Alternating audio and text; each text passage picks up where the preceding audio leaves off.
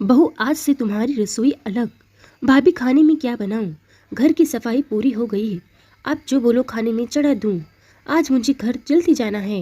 राधा ने घर की बहू स्नेहा से पूछा और फ्रिज खोल सब्जी निकालने लगी। राधा, ऐसा कर, आज दाल चावल और आलू की सब्जी बना ले, साथ में पनीर की ग्रेवी वाली सब्जी। ठीक है भाभी। भाभी, खिचड़ी भी डाल दूं? कल डॉक्टर ने बाबूजी के लिए खिचड़ी खाने के लिए कहा था ना, और अम्मा ने कहा था बाबूजी के लिए जाते जाते खिचड़ी बनाती जाओ। राधा ने पूछा तो स्नेहा ने बड़े अनमने ढंग से कहा, अरे नहीं, कोई ज़रूरत नहीं। कल रात की खिचड़ी आज फेंकनी पड़ी और बाबूजी बिल्कुल ठीक हैं, वो दाल चावल खा लेंगे। बेकार में सामान का क्यों नुकसान करना। कहते हुए स्नेहा चली घर की ऊपरी मंजिल पर। घर 2 मंजिल का था। घर के नीचे के हिस्से में रसोई बैठक था और घर के मालिक अनिरुद्ध जी और रमा जी रहते थे। उनके बेटे बहू और पोते का कमरा ऊपरी मंजिल पर था। घर अनिरुद्ध जी ने बनवाया था। साड़ियाँ के व्यापार अनिरुद्ध जी के घर पैसे रुपए की कोई कमी नहीं थी। अनिरुद्ध जी ने व्यापार को बहुत ऊंचाई दी। अब साथ में बेटे के साथ में उन्होंने शहर के सबसे बड़े व्यापारियों में शामिल हो गई। दोपहर के समय पति और बेटे के आने का समय हुआ। रमा जी रसोई में गई, देखने लगी क्या क्या तैयार हुआ। राधा, क्या क्या बनाया? अम्मा, दाल चावल, आलू की सूखी सब्जी और पनीर की ग्रेवी वाली, बस सब तैयार है। खीरे का रायता बना रही हूँ। और बाबूजी के लिए मूंग वाली खिचड़ी, वो तैयार है ना? सब आते ही होंगे। उनका सवाल सुन राधा चुप हो गई। वो अम्मा, भाभी ने मना कर दिया। उन्होंने कहा जो खाना बन रहा है वो बाबूजी भी खा लेंगे। कहते हुए राधा सर झुकाकर खड़ी हो गई। ऐसा कर तू खिचड़ी चढ़ा दे, बाबूजी खिचड़ी ही खाएंगे। कहते हुए बाहर चली गई। रमा जी गुस्से से बेफर पड़ी हॉल में आई और स्नेहा को आवाज़ लगाई, हाँ माँ, क्या हुआ? अभी तो बाबूजी और रमेश आए नहीं, फिर आपने क्यों बुलाया? राधा को तुमने खिचड़ी बनाने से मना किया स्नेहा? 2 टूक का सवाल सुन स्नेहा घबरा गई। हाँ माँ कहते हुए पसीने छूट गए। रमा जी ज़्यादा नहीं बोलती, न सास बनकर बहुत टोक टाक करती स्नेहा से, लेकिन स्नेहा जानती थी कि इस घर में उनका रुतबा सबसे बड़ा है, इसीलिए बार बार वो कोशिश करती उनके आभा मंडल को तोड़ने की, उनका सत्ता की चुनौती को चुनौती देने, लेकिन हर बार असफल हो जाती। आज फिर वही काम किया था स्नेहा। वो चाहती थी कि घर पर उसका राज चले। वो माँ, मैंने सोचा अब बाबूजी की तबीयत ठीक है, इसीलिए। स्नेहा, मैं तुम्हें ज़्यादा नहीं रोकती टोकती, लेकिन एक बात बता दूं, अभी भी यह गृहस्थी मेरी है और वो रसोई भी।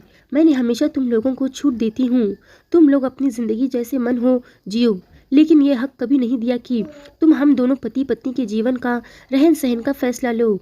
ये घर और गृहस्थी मेरी है, और जो जमी जमाई रसोई तुम देख रही हो उसको जमाने में मेरी ज़िंदगी के 40 साल लगे हैं। ऊपर के मंजिल पर एक रसोई घर है, आज से तुम अपनी रसोई वहाँ जमा लो, मुझे कोई तकलीफ नहीं होगी, और उस रसोई की मालकिन बनकर खुद के लिए फैसले लेना। लगातार गुस्से में बोलते हुए रमा जी कांपने लगी। तभी अनिरुद्ध जी बेटे के साथ आ गई। भाई, क्या हुआ? इतना सन्नाटा क्यों है? खाना तैयार है तो डाइनिंग टेबल पर लगाओ, हम आते हैं। और सुनो, खिचड़ी के साथ थोड़ी चटनी भी बनवा लेना, इतना खाने की तो इजाज़त है ना? हाँ हाँ, बैठिए ना, बस सब तैयार है। कहते हुए रसोई में गई और जल्दी से मिर्च और लहसुन की चटनी बनाने लगी। सभी ने खाना खत्म किया। कुछ देर बाद अनिरुद्ध जी बेटे रमेश के साथ दुकान चले गए। रमा जी ने स्नेहा को बुलाया और बोली, स्नेहा, क्या सोचा है? आज शाम तक अपनी रसोई जमा लो। मैंने अनिरुद्ध जी को और रमेश के सामने कुछ नहीं कहा, लेकिन अब सब कुछ तुम्हारे ऊपर है, जैसा तुम चाहो वैसा हो। स्नेहा डरी हुई थी। अब तो उसका हालत खराब थी। उसने कल्पना भी नहीं की थी कि उसकी छोटी सी दुरुष्टता ऐसे गले पड़ जाएगी और सासू माँ इतना कठोर बन जाएंगी। रमेश माँ के लिए कोई तकलीफ, उनकी बेइज्जती नहीं बर्दाश्त कर सकता था। तुरंत सासू माँ के कदमों में गिर गई। माँ, मुझे माफ़ कर दीजिए, गलती हो गई, बस ऐसी गलती अब नहीं होगी। आपका बड़प्पन है कि आपने रमेश और बाबूजी के सामने कुछ नहीं कहा। कहते हुए हाथ जोड़ खड़ी हो गई। रमा जी ने बहू के हाथ पकड़ अपने पास बैठा लिया और बोल पड़ी, बहू, मैं भी चाहती हूँ तुम इस घर की जिम्मेदारियों को संभालो। तुम जब ब्याह कर आई थी तब से मैंने कभी अपने विचार तुम्हारे ऊपर नहीं थोपे।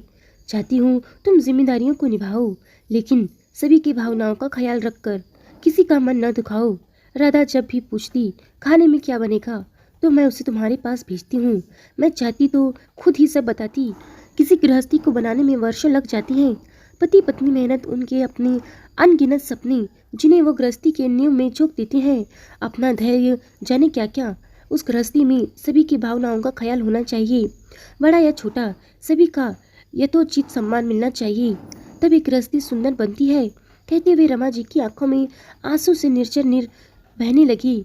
स्नेहा ने उन आंसुओं को अपने हाथ से पोंछा और बोली, माँ मैं समझ गई, गृहस्थी को किसी से लेना या मांगना नहीं होता, वो एक भाव है जिसे जीना होता है, जिसे समझना होता है।